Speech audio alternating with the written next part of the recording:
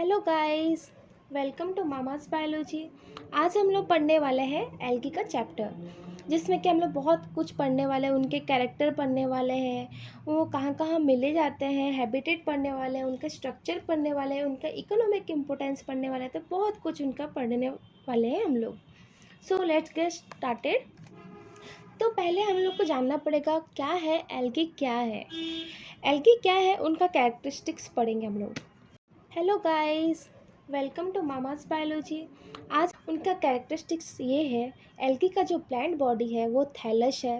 Thallus means what, उनका definite मतलब कि डिफ्रेंशिएट हम लोग नहीं कर सकते, उनका अच्छे से प्रॉपरली डिफाइन नहीं किया गया है उनका प्लांट बॉडी को, क्योंकि उनका अच्छे से ना वो लीफ नहीं होते हैं, उनके अच्छे से बर्ड नहीं होते हैं, इसीलिए उनके प्लांट बॉडी को हम लोग थैलॉइड बोलते हैं। उन लोग कहाँ मिलते हैं? उन लोग बेसिकली मिलते हैं एक्वाटिक रीजन में, and they are photosynthetic eukaryotic organism, जिसमें कि क्या होता है, उनका सेल न्यूक्लियस, उनका सेल ऑर्गेनेल्स, ये सब क्या होता है अच्छे से इंट्रोड्यूस हुआ रहता है।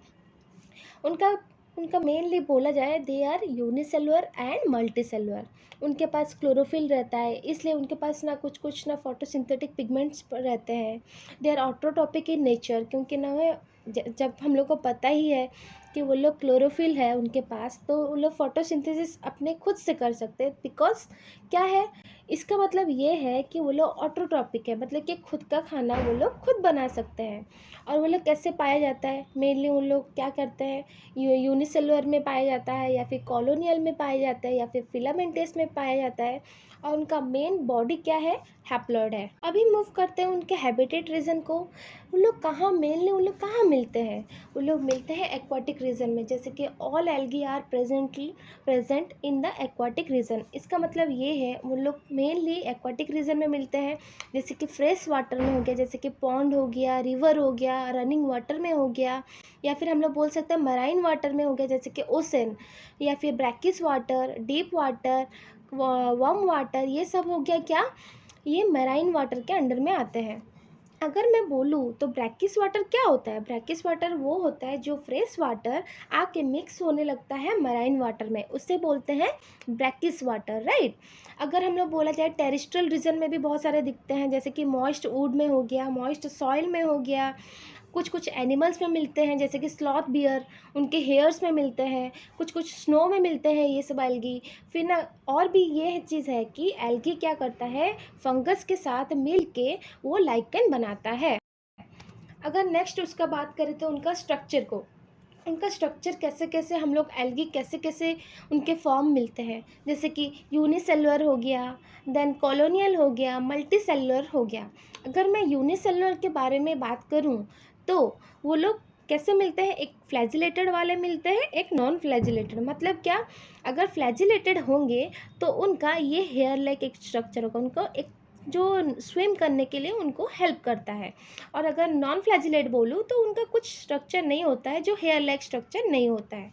जैसे कि अगर एग्जाम्पल का मैं बात करूँ, क्लोरेला, ये क्या हो गया, नॉन फ्लैजिलेटेड में आता है, नॉन फ्लैजेला, राइट। अगर मैं क्लैमिडोमोनास का बात करूँ तो ये फ्लैजेला के अंडर में आएगा। ये जो यूनिसेलुलर ऑर्गेनिज्म है, यूनिसेलुलर एल्गी है, वो आता है क्या, फ्लैजिलेटेड में आता है। एग्जाम्पल ये हो गया क्लैमिडोमस।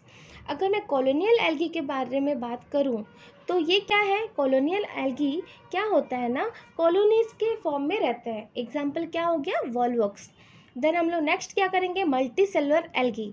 ये क्या होता है, फिलामेंटियस होता है। फिलामेंटियस मीन्स क्या, जैसे सीढ़ी होता है ना, वैसे ही होता है। सीढ़ी में सोच लो, सीढ़ी में एक बीच में सीढ़ी निकला हुआ है, जैसे वैसे ब्रांच्ड होता है, नॉन ब्रांच्ड होता है। मतलब कि एक से निकला है, उसके बाद उससे और एक ऐसे ऐसे करके निकल रहा है। एग्जाम्पल क्या हो गया, स्पायरोगेरा हो गया, एंड क्लैडोफोरा हो गया। और हम लोग और एक एग्जाम्पल भी बोल सकते हैं, यूलोथ्रिक्स भी एक एग्जाम्पल है। देन हम लोग उनका इंटरनल स्ट्रक्चर पढ़ेंगे, internal structure of algae. Internal structure क्या हो गया, इनके अंदर के बारे में पढ़ेंगे हम लोग। क्या है, एल्गी हैव यूकैरियोटिक सेल, उनका हम लोग को पता ही है कि वो लोग एक ठो यूकैरियोटिक सेल है, उनके पास वेल डिफाइंड न्यूक्लियस होगा, मेम्ब्रेन बाउंड ऑर्गेनेल्स होगा। सो यहाँ पे हम लोग पढ़ेंगे उसका cell wall, flagella, pigment, storage, ये सब के बारे में पढ़ेंगे। हाँ, पर ये एक चीज़ हमें ज़रूर याद रखना चाहिए कि जो सेल वॉल है, फ्लैजेला है या फिर पिगमेंट है, ये सब क्या करेंगे, डिफरेंट डिफरेंट एल्गी के जो टाइप्स हैं, डिफरेंट डिफरेंट रीजन में डिफरेंट डिफरेंट मतलब कि कंटेंट मिलेगा। मतलब कि सेल में जो उनके जो कंपोनेंट्स होंगे शायद में भी अलग एल्गी में अलग अलग होगा। जो पिगमेंट होंगे, ये सोच लो, हम लोग एग्जांपल ले लेते हैं, रेड एल्गी में जो पिगमेंट होगा है वो ग्रीन एल्गी में नहीं होगा। उनका स्टोरेज का कैपेसिटी भी अलग होगा, मतलब कि कैपेसिटी तो नहीं बोल सकते, उनका कंटेंट। चलो अभी हम लोग सेल वॉल के बारे में बात करते हैं। इन green algae the inner layer is composed of cellulose. मतलब क्या, जो इनर वॉल है उनका green algae, brown algae and the red algae में क्या होगा, सेलुलोज ही रहेगा।